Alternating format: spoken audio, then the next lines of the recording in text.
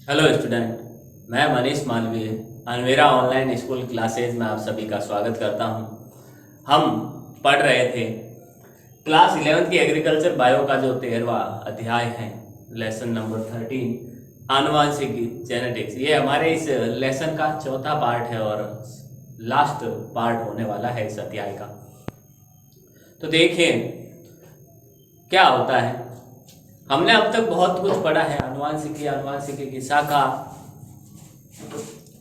और इसके अलावा बहुत कुछ। ठीक है। हाँ, हमने मेंडल की सफलता के कारण पढ़े। मेंडल ने मटर का पौधा क्यों चुना वो पढ़ा। फिर विपर्यासी लक्षण कौन कौन से थे मटर के पादप में, मेंडल की जीवनी के बारे में, अनुवांशिकी की शाखाओं के बारे में। उसके बाद हमने कल के वीडियो में एक संकर संकरण की जो वंशागति होती है, एक लक्षण की वंशागति, एक गुण की वंशागति के बारे में पढ़ा। आज अपन दो गुणों की वंशागति का अध्ययन करेंगे।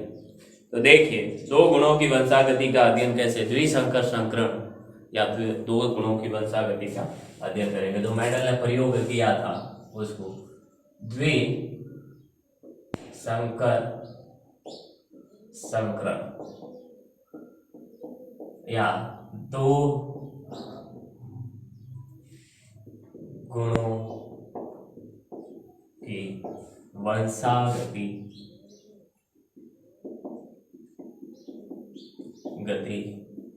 का अध्ययन। अब क्या होता है, देखिए हमने कल एक गुण लिया था। कौन सा? हमने कल एक गुण लिया था बीज के गोल और झुर्रीदार होने का। ठीक है। अब अपन दूसरा गुण लेंगे, दो गुण एक साथ लेंगे। एक तो गुण, इस बार अपन दो गुणों की वंशागति का अध्ययन एक साथ करेंगे। तो दो गुणों की वंशागति का अध्ययन करने के लिए देखिए दो गुण एक साथ लेंगे अपन। देखिए एक गुण हमने लिया गोल, जो कल भी लिया था, एक झुर्रीदार। ठीक है। एक लेंगे अपन इसके साथ पीला और एक हरा। गोल झुर्रीदार किसका? बीज गोल झुर्रीदार। और एक अपन लेंगे फली का रंग, तो बीज पत्र का रंग पीला और हरा। दो गुण, एक तो बीज कैसा है, गोल है या झुर्रीदार है, और एक उसके अपर का कलर कैसा है, पीला है या हरा है। इसमें से जो प्रभावी गुण होंगे, अब गोल को तो हमने दर्शाया कैपिटल आर से और झुर्रीदार को हमने दर्शाया स्मॉल आर से। ये हमने कल भी देखा था। ठीक है। पीले को हमने दर्शाया कैपिटल जी से, स्मॉल को हमने दर्शाया स्मॉल जी से, हरे को हमने दर्शाया स्मॉल जी से। ठीक है। अब यहां से, अब यहां दो जीन है, यहां भी दो जीन है, यहां दो जीन समान है, यहां दो जीन समान है। तो ये सारे समयुग्मजी गोल पीले हैं। ठीक। देखिए यहां दो जीन है तो हमें दो जीन चाहिए नहीं, हमने एक जीन लिया। यहां के दो जीनों में से हमने क्या लिया, एक जीन लिया। यहां दो जीन है, एक जीन लिया, और यहां भी दो जीनों में से हमने एक जीन लिया। ये सारी जनक पीढ़ी है। ये जो है वो जनक पीढ़ी है। ठीक है। अब इसमें समान गुण वाला जो एक गुण के जो विपर्यासी लक्षण है उनको अपन पास मिलाए। ये गोल का प्रतीक है, ये पीले का प्रतीक है, ये झुर्रीदार का प्रतीक है, और ये हरे का प्रतीक है। देखिए अब अपन जो गोल वाला है उसका विपर्यासी लक्षण कौन सा है, झुर्रीदार, उसका जीन एक साथ एक पास में लेके आ गए ऐसे। और जो पीले का विपर्यासी लक्षण कौन सा है, ठीक है। अब इनके बीच अपन करवाते हैं संकर। दोनों के पहले तो युग्मक अलग की, ठीक है। युग्मकों की शुद्धता का नियम, दोनों की वंशागति अलग अलग होती है। देखिए इस आर का अर्थात इस गोल वाले जीन का हमने पीले वाले जीन से करवाया, क्या करवाया, संकरण। तब हमें प्राप्त हुआ RC। फिर इसका इससे करवाया तब हमें प्राप्त हुआ RC। फिर इसका इससे करवाया तब हमें प्राप्त हुआ RC। मतलब इसका इससे करवाया तब हमें प्राप्त हुआ RC। ये जो हमें प्राप्त हो रही है वो F1PD है, ये F1PD है। ठीक है, जब चार युग्मक हमने लिए अलग अलग पृथक पृथक गुणों के, ये गोल का, ये हरे, ये चूड़ीदार का, ये पीले का, ये हरे का, तब इनके बीच संकरण करवाने पर हमें F1PD पादप प्राप्त हो। ठीक है, अब हम ये द्विसंकर संकरण कर रहे हैं, ये ध्यान रखना। अब द्विसंकर संकरण की परिभाषा कहती है कि जब दो लक्षणों की, दो गुणों की वंशागति एक साथ, वंशागति का अध्ययन एक साथ किया जाता है तो अपन इसे क्या कहते हैं? अपन इसे द्विसंकर संकरण कहते हैं। अब दो गुण हम ले रहे हैं, दो विप्रेयसी गुण। अब गोल का विप्रेयसी जुरीदार, ये एक बीज का आकार कैसा, ये एक गुण। बीज के बीज पत्र का रंग कैसा है, पीला है या हरा है, ये दूसरा गुण। हम दो गुणों की वंशागति का अध्ययन करते हैं। ठीक है, ये तो F1PD के पादप हमें प्राप्त हुए। इसके बाद हम करते हैं F2PD के पादप प्राप्त। देखिए,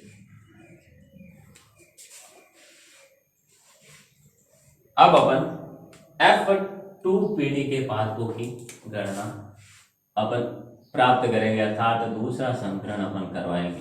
ये एक संकरण तो हो गया, अब द्विसंकर दूसरा संकरण अपन और करवाएंगे एक, जो F2PD प्राप्त करने के लिए है हमारे पास। देखिए,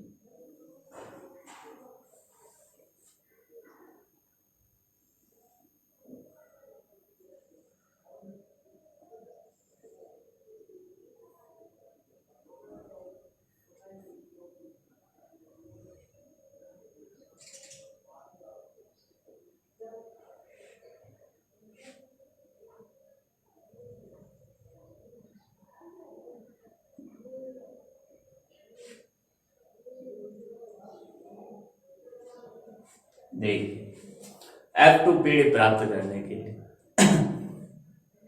कैसे प्राप्त करनी है, कैसे ज्ञात करना है हमें। देखिए, सबसे पहले तो ये जो F1PD के पादप हैं उनको हमें इस प्रकार से लिख देना है। जैसे F1PD का पहला पादप है वो इस प्रकार से लिख दिया, दूसरा पादप यहाँ पे, दूसरा पादप हमें ये प्राप्त हो रहा है, तीसरा पादप हमें ये प्राप्त हो रहा है और चौथा पादप हमें ये प्राप्त हो रहा है। ठीक है, अब इन्हीं पादपों का संकरण इन्हीं पादपों से वापस करवाया जाता है F2PD में। तो पहला पादप इसको जस्ट जैसे यहाँ पे लिखा है वैसे के वैसे अपन को यहाँ पे लिखना है।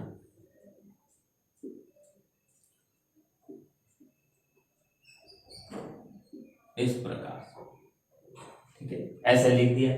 फिर अपन क्रिया करवा, क्या करवा, यहां से ऐसे पहले इसकी संकरण इन चारों पादपों से करवाएंगे। पहला इससे इसका करवा के अपन यहाँ लिखेंगे, फिर इसका इससे करवा के यहाँ लिखेंगे, फिर इसका इससे करवा के यहाँ लिखेंगे और इसका इससे करवा के यहाँ करेंगे।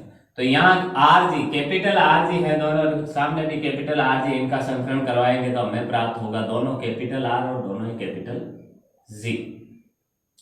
ठीक है, फिर इसका इससे करवाएंगे तो हमें प्राप्त होगा RRGC।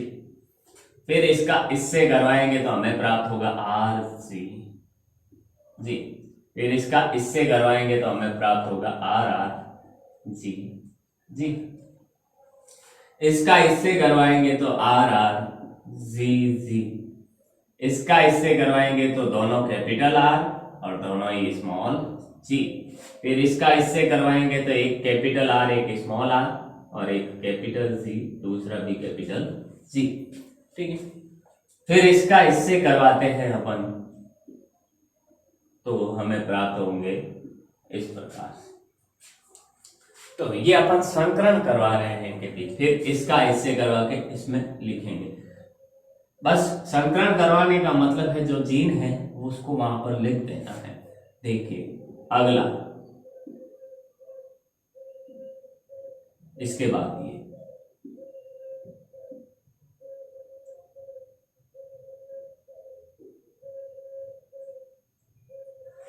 फिर इससे ये,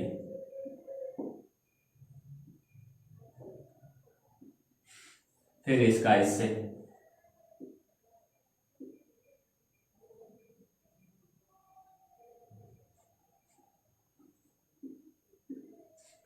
देखते रहना साथ में, क्योंकि ये अगर एक बार समझ में आ गया तो फिर लाइफ टाइम अपन इस चीज को कभी नहीं भूलेंगे और आगे बहुत काम आने वाली, क्योंकि आनुवंशिक की शाखा बहुत ही इम्पोर्टेंट है। इससे कई सारे सवाल भी बनते हैं कंपटीशन एग्जाम्स में भी, तो ध्यान दें ये इस प्रकार से। ठीक है, तो देखिए ये हमें प्राप्त हुए पादप, इनके नाम कैसे हो, ये जो हमें अब प्राप्त हो रहे हैं 16 पादप, वो 16 के 16 F2 पीढ़ी, क्योंकि जब F1 पीढ़ी के बीच पादपों के बीच संकरण करवाते हैं तो हमें कौन सी पीढ़ी प्राप्त होती है, हमें F2 पीढ़ी प्राप्त होती है। तो देखिए ये गोल चूरी, ये कैपिटल R है दोनों, और कैपिटल R किसका प्रतीक है, गोल। ठीक है, तो ये पौधा है गोल, और कैपिटल G है दोनों ही, कैपिटल G किसके प्रतीक हैं, दोनों पीले के। तो ये जो पौधा है उसका नाम गोल पीला, इस पौधे का नाम गोल। अब एक है पीलेपन का जीन, एक है हरेपन का जीन, लेकिन पीलेपन का जो जीन है कैपिटल G, ठीक है, कल पीले कलर का वो प्रभावी जीन है। ठीक है, जैसा मैंने आपको कल बताया था उस प्रयोग में कि जो प्रभावी जीन होता है वो अप्रभावी गुण वाले जीन को दबा देता, उसका अभिव्यक्ति नहीं करने देता। तो यहाँ कैपिटल G प्रभावी है, स्मॉल g अप्रभावी है, जिसे यहाँ कैपिटल G है के साथ स्मॉल g होते हुए भी उसका कोई फर्क नहीं पड़ता, तो इसका नाम रहेगा गोल पीला।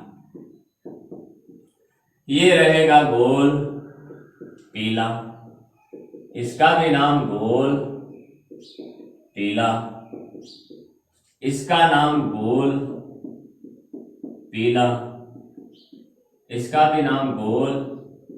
लेकिन अब आ गए दोनों स्मॉल जी, और दोनों स्मॉल जी किसके प्रतीक हैं, बीज पत्र के हरे रंग के प्रतीक हैं, हरे रंग के जीन हैं।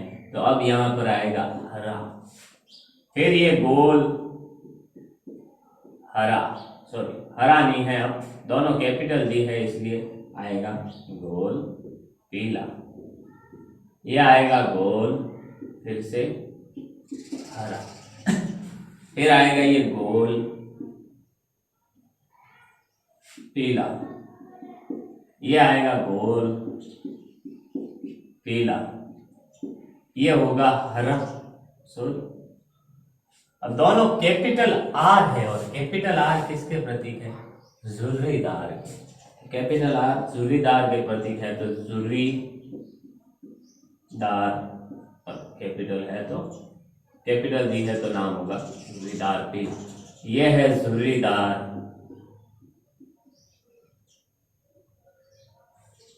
पीला, ये होगा अपना गोल हरा, सॉरी गोल पीला, ये भी होगा अपना गोल हरा, गोल हरा, ये अपना होगा चुर्रीदार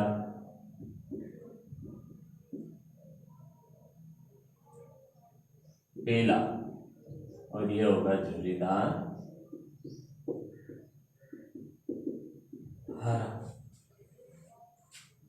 तो ये हमारे पास आ गए 16 पादप और 16 पादपों के नाम F2 पीढ़ी के पादप। ये पूरे के पूरे क्या कहलाते हैं, F2 पीढ़ी, जो संकरण कर रहे हैं। ये बॉक्स में संकरण इसलिए कर रहा है क्योंकि अगर अपन इस क्रॉस की तरह होते हैं तो 4 ये पहले लिखते हैं, फिर 4 ये लिखते हैं, फिर एक का बाकी 4 के साथ, फिर दूसरे का बाकी 4 के साथ, फिर तीसरे का बाकी 4 के साथ, फिर चौथे का बाकी 4 के साथ करवाते तो काफी भर जाता है, इसलिए सारणी में इसको दर्शाया जाता है। देखिए अब सबसे मेन बात है इनकी जो लक्षण प्रारूप और दूसरा है जीन प्रारूप।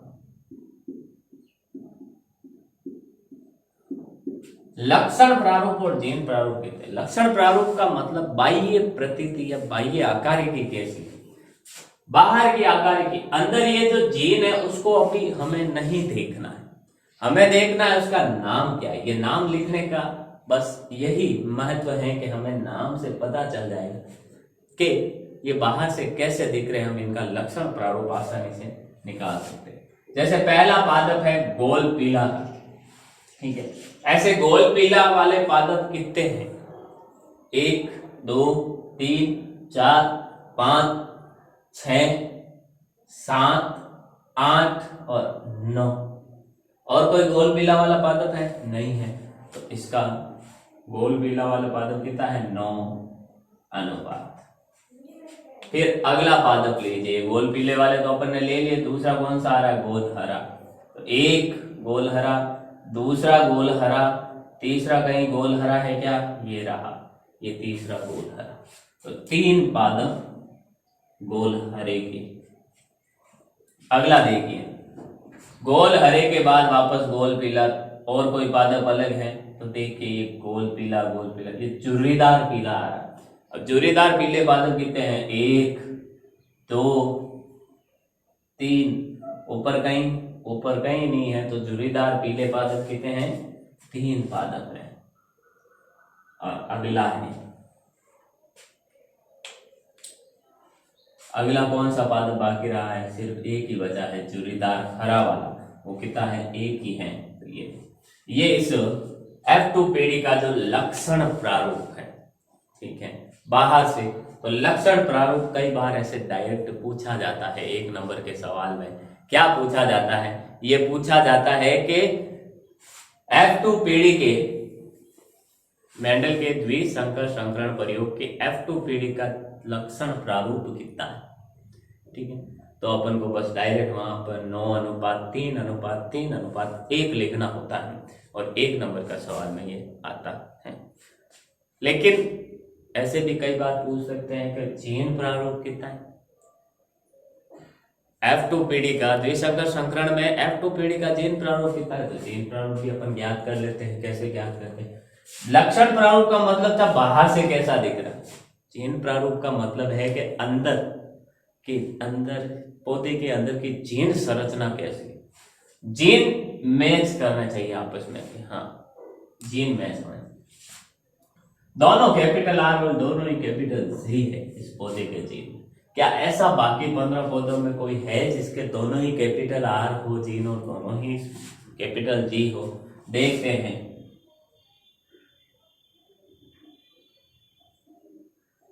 देखिए आप भी साथ में, कहीं नहीं है, तो ये एक ही पौधा है, तो 1 अनुपात। फिर दोनों कैपिटल आर, एक कैपिटल जी और एक स्मॉल जी। देखिए दोनों कैपिटल आर, ये 1 ये 2, टोटल कितने हो गए, 1 और 2, ये 2 पादप हो गए, ठीक है, 2 पादप हो गए।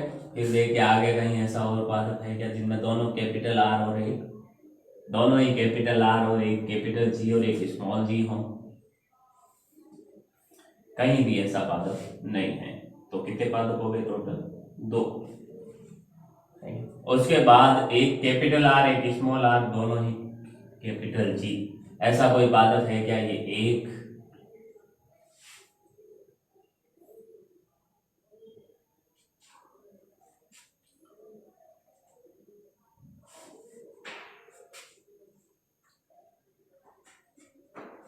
और यहाँ पे ये अलग है। यहाँ पे देखो इसका क्रिया कैपिटल आर, ठीक है, कैपिटल आर को स्मॉल आर से करेंगे तो capital R, small are capital G और स्मॉल जी का करेंगे तो कैपिटल जी और स्मॉल जी आना चाहिए। यहाँ पे नाम तो वही होगा, बहुत पीला वाला ही, ठीक है। देखिए ये पादप अपन ले रहे थे 1 ऐसा ये दूसरा, ठीक है, ये दूसरा, और ऐसा का ऐसा एक कहीं और है क्या आपने? नहीं है। तो दो पादप है। देखिए एक बार चेक कर लेते हैं वापस से। कैपिटल आर एक स्मॉल आर, दोनों ही कैपिटल जी। ऐसा कई पादप है क्या? एक, ये दूसरा, एक कैपिटल आर स्मॉल आर, दोनों ही कैपिटल जी। और बाकी देखते हैं आगे कहीं और है क्या ऐसा? ऐसा और नहीं है, ठीक है। इसके बाद इसका एक कैपिटल आर एक स्मॉल आर, एक कैपिटल जी एक स्मॉल जी के बारे में देखते हैं। ऐसा कहीं है क्या? एक, ये दो, ये तीन, और ये चार। ये चार पादप ऐसे हैं जो एक ही प्रकार के जीन से बने हैं। देखिए आगे, फिर ये पादप हमने गिन लिया, ये गिन लिया, ठीक है। अब ये बचा है दोनों कैपिटल आर और दोनों स्मॉल जी। ऐसा कोई पादप है क्या? एक,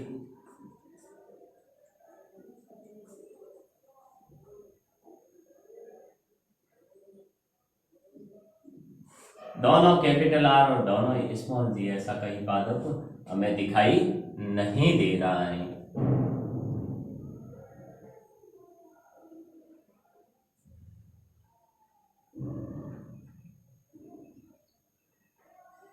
ऐसा कोई पादप हमें दिखाई नहीं दे रहा है, ठीक है। तो ये एक ही पादप है। आगे देखिए, इनमें से अब ये भी हमने गिन लिया है। अब ये देखिए, कैपिटल आर स्मॉल आर दोनों ही कैपिटल स्मॉल जी। ऐसा कहीं है क्या? ये गोल हरा वाला, एक, दो पादप है। आखिर देखिए, फिर ये भी हमने गिन लिया अब, ठीक है। इसके बाद ये भी हमने गिन लिया। अब दोनों के स्मॉल आर दोनों कैपिटल जी। ऐसा कोई पादप है क्या? नहीं। एक, ये भी गिन लिया अब अपन ने, ये भी गिन लिया। अब दोनों के स्मॉल आर और एक कैपिटल जी एक स्मॉल जी। ऐसा कोई पादप है क्या? ये एक, ये दूसरा, दो।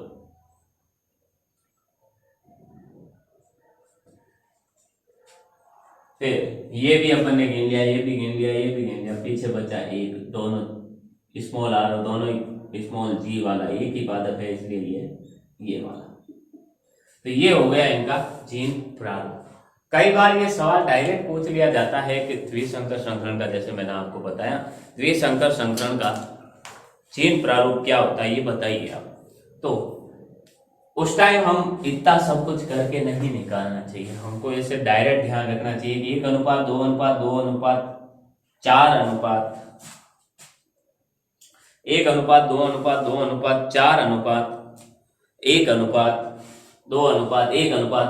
1:4 होता है। इसको मोबाइल नंबर की तरह अपना सिंपल भाषा में अपन ध्यान रख सकते हैं कि 12 24 12 12 1, 12 24 12 12 1, 12 24 12 12 1। ये डायरेक्ट ऐसे ध्यान रखने की चीज है, ठीक है। अब इन पर कुछ नियम बनाए गए हैं। प्रभाविता का नियम अपन ने एक संकर संकरण पर कल देखा। दूसरा है विसंयोजन का, युग्मकों की शुद्धता का, पृथक्करण का नियम है। दूसरा जो नियम बता रहा है, देखिए आप इसका एक बार स्क्रीनशॉट ले लेते हैं। दूसरा नियम कह रहा है, देखिए,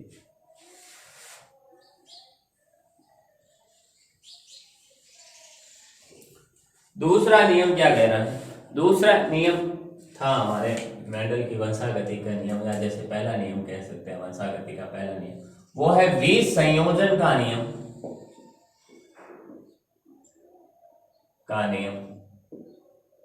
इसे विसंयोजन का, पृथक्करण का,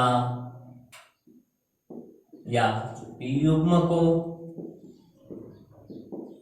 की शुद्धता का भी नियम कहते हैं। युग्मकों की शुद्धता का नियम भी कहते हैं। अब इस नियम में क्या है? यह नियम कहता है कि एक संकर संकरण से प्राप्त ये नियम, पहली बात तो एक संकर संकरण पर आधारित है, इस पर आधारित नहीं है। दो गुणों की वंशागति एक साथ की जाए उस पर आधारित नहीं है। लेकिन जब ये विसंयोजन का नियम, इसलिए अब इस विसंयोजन के नियम में क्या होता है, ये एक संकर संकरण पर आधारित है। दूसरी चीज कहता है कि जैसे अपन ने इस प्रकार से क्या किया था, अपन ने लिया था इस प्रकार से दो पौधे, ठीक है, इसमें अपन ने ये जीन, ठीक, और ये जीन, फिर ये जीन, ये जीन, ठीक है, इन दोनों को पास में लाए थे अपन, आर आर, और इसको पास में लेके चले गए थे। फिर इनका संकरण अपन ने करवाया था, देखिए इनका संकरण हमने करवाया था, ये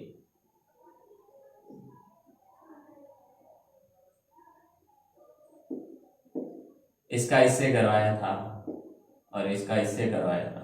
ये जो F1 पेड़ी में पादप प्राप्त हुआ, ये एक संकर संकरण के परिणामों पर आधारित है, इसलिए बता रहे हैं कि इसमें विसंयोजन का नियम, पृथक्करण का नियम या युग्मकों की शुद्धता का नियम इसलिए कहा जाता है कि जब इनमें युग्मक बनते हैं, एक संकर संकरण में जब लक्षणों की वंशागति के समय युग्मक बनते हैं तो दोनों युग्मक एक दूसरे से अलग हो जाते हैं। यहाँ पे दोनों साथ थे, दोनों के गुण वाले, देखिए एक तो गोल वाला था, पीले वाला, एक जोरीदार और हरा, दोनों गुण एक साथ थे।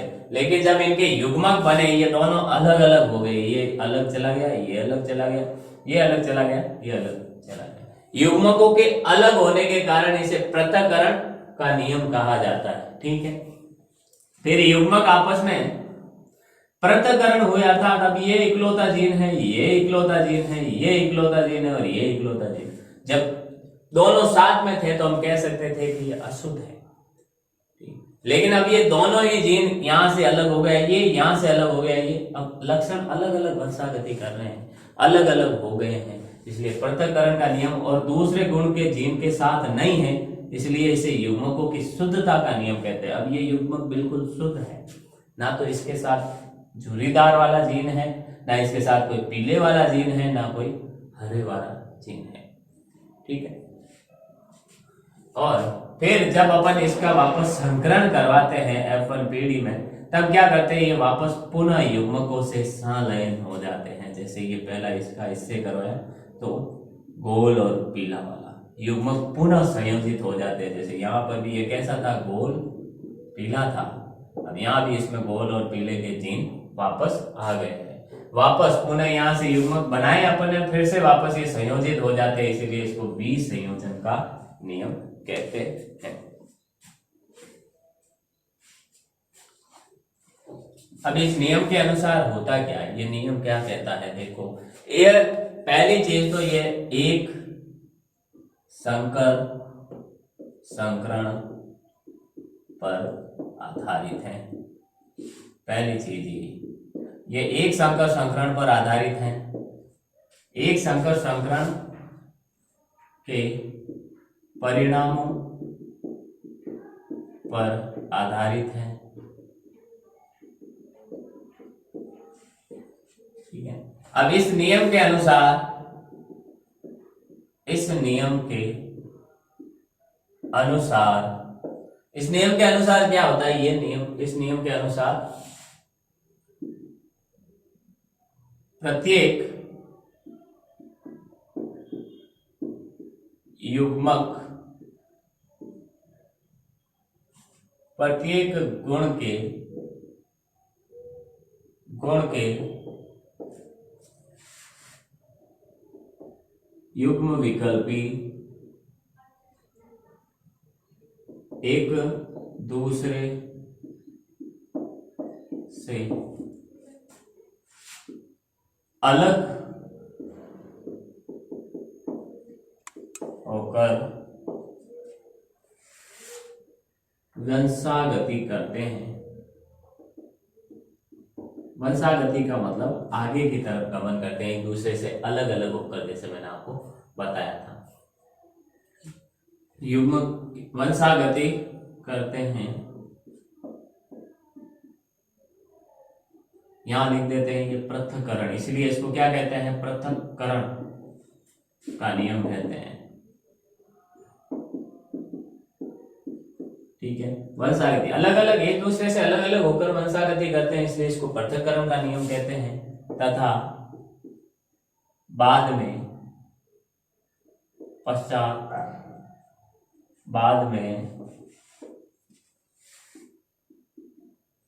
पुनः युग्म विकल्पी संयोजित होते हैं, इसे विसंयोजन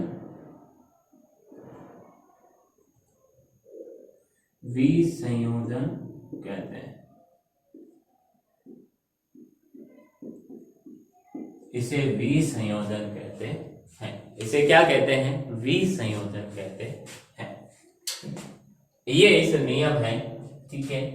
क्या है? एक संकर संकरण के परिणामों पर आधारित है। इस नियम के अनुसार प्रत्येक गुण के युग्म विकल्प एक दूसरे से पृथक होते हैं। जैसे मैंने आपको बताया था, अलग अलग हुए थे। हाँ, ये दोनों कैपिटल आर जी जी, ठीक है, ये दोनों ही फिर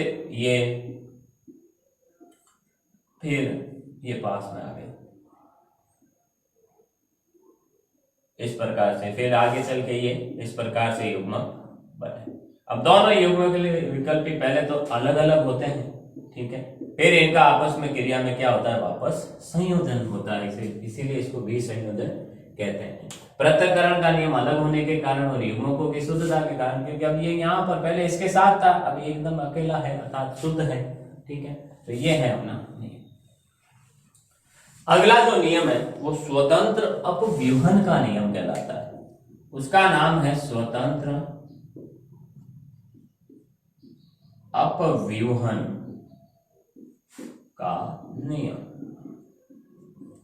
स्वतंत्र अपव्यूहन का नियम। अब स्वतंत्र अपव्यूहन का नियम, पहली बात तो ये द्विसंकर संकरण के परिणामों पर आधारित। द्विसंकर संकरण के परिणामों पर आधारित है। द्विसंकर संकरण के परिणामों पर आधारित है, ये ध्यान रखो। अब द्विसंकर संकरण के परिणामों पर आधारित है, मतलब ये जो परिणाम हमें प्राप्त हो रहे हैं उन पर आधारित है। अब ये क्या कह रहे हैं? जो द्विसंकर संकरण हमने परिणाम प्राप्त किए थे, ठीक है, क्या बताया था? जो अपन ने ये बताया था,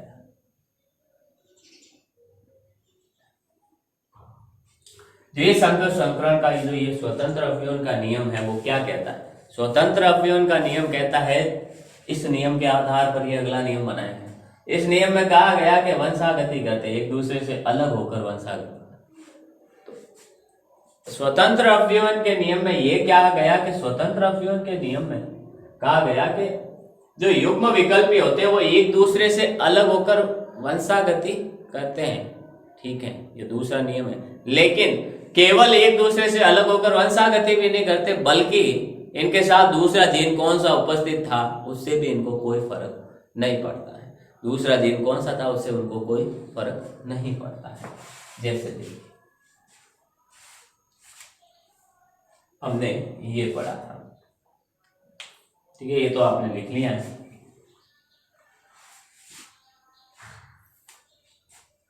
ये हमने इधर अपन ने वापस बना लेते हैं, ठीक है। इस प्रकार से दोनों कैपिटल एक एक जीन इन दोनों से अपन ने लिया, फिर विपर्यासी लक्षण वाले जीनों को अपन ने पास में लाए, ठीक है। ये विपर्यासी है इसका, ये इसका विपर्यासी है, ठीक है। फिर जब अपन ने इनको अलग अलग किया, युग्मकों को अलग अलग किया, तो ये युग्मकों की शुद्धता। अब ये क्या कहना चाहते हैं यहां पर? अब इसका संकरण इससे करवाया अपन ने आर जी, इसका संकरण इससे करवाया कैपिटल आर स्मॉल जी, इसका इससे करवाया कैपिटल जी स्मॉल आर, फिर इसका इससे करवाया। तीसरा नियम क्या कहता है? स्वतंत्र अपव्यूहन का नियम क्या कहता है कि केवल ये एक दूसरे से अलग होकर वंशागति ही नहीं करते, जैसा दूसरे नियम में बताया गया है कि युग्म विकल्प एक दूसरे से अलग होकर वंशागति करते। ये सिर्फ केवल एक दूसरे से अलग होकर वंशागति ही नहीं करते, उनके साथ कौन सा जीन उपस्थित था, एक लक्षण की वंशागति का, इसके लक्षण की वंशागति का उसके साथ उपस्थित अन्य जीन का कोई प्रभाव नहीं पड़ता है। बड़ी बात ये है, ठीक है। ये जो जीन है वो अपनी वंशागति करने के लिए स्वतंत्र है, उसके साथ चाहे ये जीन है, चाहे ये जीन है, चाहे कोई भी जीन हो, ठीक है, एक कोई भी जीन हो, ठीक है, कोई भी जीन इसके साथ उपस्थित हो, इस लक्षण की, इस जीन की वंशागति पर दूसरे जीन की वंशागति का कोई फर्क नहीं पड़ेगा। जैसे यहाँ देखिए, अब ये संकरण इनके बीच हो रहा है, तो ये जो जीन है वो अपनी स्वतंत्र क्या करेगा, वंशागति करेगा, ये जीन अपनी स्वतंत्र वंशागति करेगा, ये जीन अपनी स्वतंत्र वंशागति करेगा, ये अपनी करेगा। अर्थात ये अगर इससे कर रहा है तो ये दोनों कैपिटल आए, ये इससे कर रहा है तो ये दोनों कैपिटल आए। ऐसा नहीं है कि ये इससे करता है इससे करेगा बाद में, ठीक है, दोनों नहीं।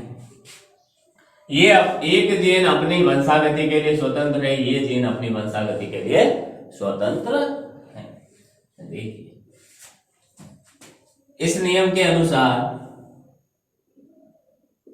इस नियम के अनुसार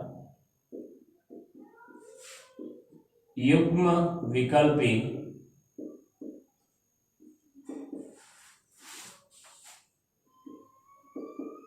केवल अलग अलग वंशागति नहीं करते, अपितु एक लक्षण की वंशागति, ऐसे कर लो, एक जीन की वंशागति पर दूसरे जीन की वंशागति, दूसरे जीन की, एक जीन की वंशागति पर दूसरे जीन की उपस्थिति, या दूसरा जीन भी तो आगे बात जाता है ना, इसलिए ऐसा भी लिख सकते हैं, वंशागति, एक जीन की वंशागति पर दूसरे जीन की उपस्थिति या वंशागति का कोई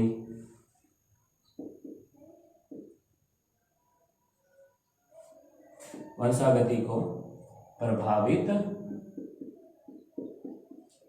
नहीं करता है, प्रभावित नहीं करता है। अर्थात ये स्वतंत्र होते हैं। स्वतंत्र अपव्यूहन का मतलब है कि स्वतंत्र रूप से अपनी गति करते हैं, वंशागति दर्शाते हैं। तो ये है हमारे दो नियम जो आज अपन ने पढ़े हैं। इसके बाद अपन पढ़ते हैं मेंडल की या आनुवांशिकी जो शाखा है उसका प्रयोग क्या है, किस चीज में है, ठीक है। तो आनुवांशिकी का प्रयोग देखते हैं, अनुप्रयोग अपन ये इसका उपयोग कहाँ करते हैं, दोनों नियम लिख लें, स्क्रीनशॉट लें। अब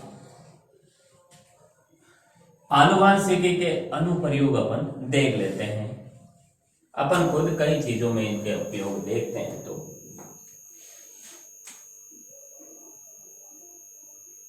आनुवंशिकी के अनुप्रयोग, अनुप्रयोग, उपयोग, प्रयोग एक ही चीज है। सबसे पहला इसका अपन उपयोग कृषि में करते हैं। अब कृषि में कैसे, अब ये एक जीन की वंशागति दूसरे जीन में होती है, एक जीन एक जनक पीढ़ी से संतति पीढ़ी में जाता है, ये हमें पता चल गया। तो इसका उपयोग करके जो आवश्यक गुणों वाले जो जीन थे वो दूसरे पौधों से उठाकर एक हमारे वांछित, हमारे इच्छित फसल हमने तैयार कर ली। जैसे एक लंबा, ठीक है, जिसकी लंबाई ज्यादा हो, इसका गुण, इसका जीन, ठीक है।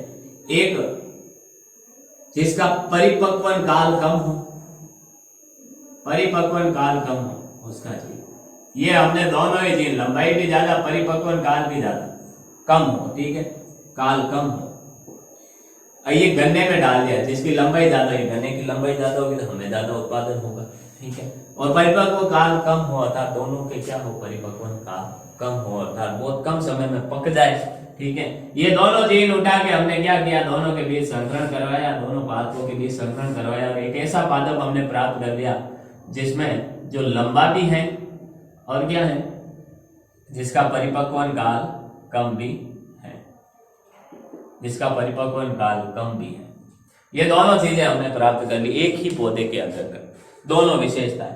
तो ये कृषि के अंदर क्या होता है कि हाँ, इस आनुवंशिकी का प्रयोग करके कई कई प्रकार की नई नई किस्में मनुष्य अपनी इच्छा के अनुसार गुणों वाली किस्मों का उत्पादन करता और बोता है। इसी तरह वर्गीकी के अंतर्गत अब इन जीनों की वंशागति किस प्रकार होती है, पौधों की जीन संरचना कैसी है, ये सब हम जान लेते हैं तो हमारा वैज्ञानिकों को इन सब का पता होता है, तो वो जीवों का पौधों का क्या कर सकते हैं, वर्गीकरण कर सकते हैं आराम से। ठीक है, वर्गीकरण के आधार पर, इनकी जीन संरचना के आधार पर इनका वर्गीकरण, बाहर की आकारिकी कैसी है उसका आधार पर इनका वर्गीकरण किया जा सकता है। फिर इनके उपयोग क्या है, कई पादपों के अंदर, जंतुओं के अंदर जो गुण पाए जाते हैं एक पीढ़ी से दूसरी पीढ़ी में जाते हैं, उनका उपयोग दवाइयाँ बनाने में, औषधि बनाने में, ठीक है, किया जाता है। तो कई प्रकार की जो आनुवंशिक बीमारियां हैं औषधियों के निर्माण में, उनका इलाज करने के लिए भी हम क्या करते हैं, आनुवंशिक का उपयोग करते हैं। अब हमें कैसे पता चलेगा कौन सी बीमारी एक पीढ़ी से दूसरी पीढ़ी में जाती है, वो हम आनुवंशिकी से पता चलेगा। और जब आनुवंशिकी से हमें पता चल जाता है कि भाई इस बंदे को, ठीक है, कि कोई ऐसी इलाज बीमारी है जो पीढ़ी दर पीढ़ी आगे जाएगी, ठीक है, तो उसका अपन अर्ली एज में इलाज कर सकते हैं। यानी जब जल्दी जब बच्चा जन्म लेता है, हमें पता है मान लो एक व्यक्ति है, ठीक है, उसको कोई ना कोई रोग है, जब उसके बच्चा हुआ, ठीक है, हमें पता है कि ये इसको जो भी रोग है, ठीक है, जो बीमारी है वो क्या है, एक पीढ़ी से दूसरे पीढ़ी में जाने वाली आनुवंशिक बीमारी है। अब इसका तो अपन इलाज नहीं कर सकते क्योंकि ये तो अपने अवस्था पा चुका है, पूरी वयस्क हो चुका, लेकिन बच्चे के अंदर जो हमें पता है कि आनुवंशिक बीमारी उसके पिता से, माँ से कहाँ आई है, बच्चे में आई है। तो अर्ली एज में जब ये बीमारी इसके अंदर परिपक्व नहीं है तब अपन इसका इलाज कर सकते हैं, इसका उपचार कर सकते हैं। अब ये हमें कैसे पता चलेगा कि भाई कौन सी बीमारी किस बच्चे के अंदर है, जब हमें आनुवंशिकी का ज्ञान होगा, आनुवंशिकी की शाखा का ज्ञान होगा कि कौन सी बीमारी एक पीढ़ी से दूसरी पीढ़ी में आगे जाती है और कौन सी नहीं जाती है। फिर उत विकास में कई प्रकार, कई ऐसे गुण होते हैं जो अचानक परिवर्तित हो जाते हैं, युग्मकों के संलयन से अजीबोगरीब परिवर्तन हो जाते हैं, जिससे कई प्रकार के उत विकास आते हैं, परिपक्व होते हैं। तो ये हमारे आज का जो टॉपिक था, इस अध्याय का लास्ट पार्ट, ठीक है, अध्याय आनुवंशिकी जेनेटिक्स के बारे में अपन ने पढ़ा, जिनके नियमों के बारे में, द्विसंकर संकरण को अपन बहुत ही अच्छे से समझा है और उम्मीद करता हूँ आपको समझ में आया होगा। आने वाली क्लास में अपन एक नया अध्याय लेकर आएंगे आपके साथ। उम्मीद करता हूँ आपको ये सब जो भी पढ़ाया है वो समझ में आया होगा। मिलते हैं अपन आने वाली अगली क्लास में एक नए अध्याय के साथ। तब तक के लिए आप इस अध्याय को याद करें और अपने एग्जाम के लिए तैयारी करें। एग्जाम शुरू होने वाले हैं, बहुत जल्दी डेट आ चुकी है, तो उसके लिए सबको all the best. Thank you.